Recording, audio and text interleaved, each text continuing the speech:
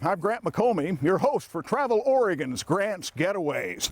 And this week, many folks are surprised to learn that not too many decades ago, many of Oregon's rivers and streams were absent of bridges made of steel or concrete.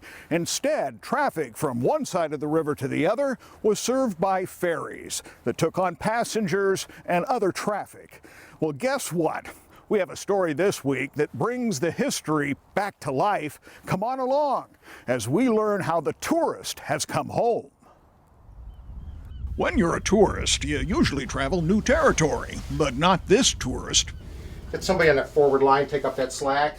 This tourist, number 2, is going home, back to where she was born. This is how the tourist number 2 looked in the beginning of time. It had this open decking, cars went in, cars came out, and all the passengers were up here. Dulcie Taylor is part of a group of Astorians who brought the tourist back home after 47 years of service in Puget Sound. History for Astorians is very important. You know, they're very proud of being the oldest settlement west of the Rockies. And some people think we're crazy, but we're willing to accept that. Tourist number 2 was part of an old ferry fleet built by Captain S.F. Fritz Elving in the 1920s. She served passengers and traffic on a 9-mile round trip between Astoria and Megler, Washington. More notable, she was a decorated mine-laying vessel during World War II as she protected the mouth of the Columbia River. From her old-growth fur construction to original brass hardware, she remains something wonderful to behold. So 1924 is when the Tourist 2 was born in Astoria. Nearly a century later, she's back. And I have to tell you, the ride, even from Tongue Point back there over my shoulder, just a few miles into Astoria, it's like a dream. Captain Bruce Failing is on his 4th transit since she returned. How many ferries have you skippered? 1. Is this it? This is it. He's impressed with her ease of handling and smooth ride. This is going to be an interesting experience today.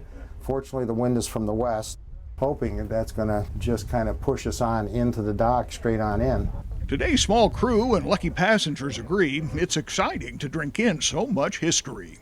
I think the number of people that have an emotional tie to this ferry, it's like they become the small children that rode the ferry when they were 6 to 10 years old. I remember as a kid riding this ferry, maybe not this particular boat, across to Megler, so Dad and Mom went clam digging. So, you know, it was the way you got around. The tourist has come home and will be here for you to step aboard the next few days before she heads back to Tongue Point for the winter.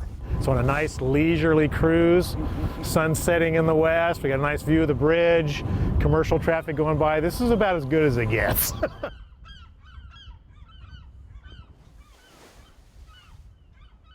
We have all the details, directions, and contact information so you can arrange a visit into Astoria and perhaps see the tourist on display right here on the Travel Oregon website. So be sure to check it out.